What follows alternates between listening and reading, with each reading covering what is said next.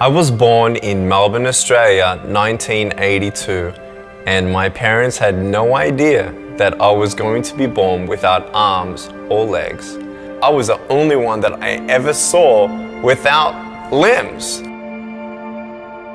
My faith in Jesus Christ was sealed after 7 years of wondering why, God, I was born this way. He answered me very clearly through John chapter 9. And I gave my life to Jesus at 15 after reading about how he came across a man who was born blind. And I'm like, hey, hold on a second. This looks interesting. And no one knew why he was born that way. I'm like, perfect.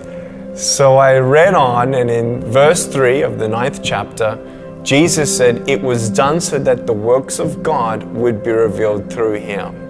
And I'm like, wow, God, if you had a plan for the blind man, you do have a plan for me.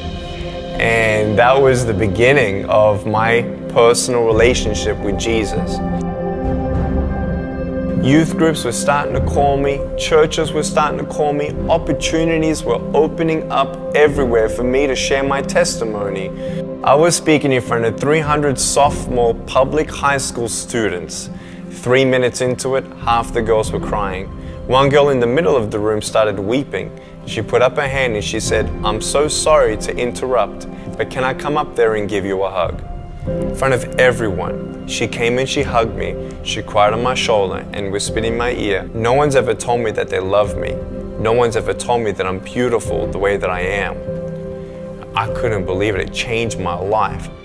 That was when I knew I was called to be a worldwide evangelist. Today, do not leave here unchanged. Leave here unchanged.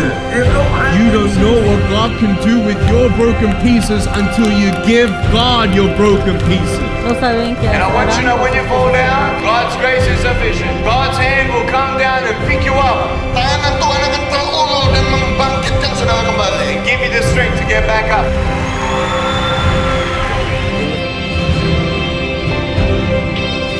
By the grace of God, we have seen face to face 500,000 souls say yes to Jesus and be plugged into a local church. As crazy as it sounds, our goal at Life Without Limbs Ministry is to preach to every single soul on the planet.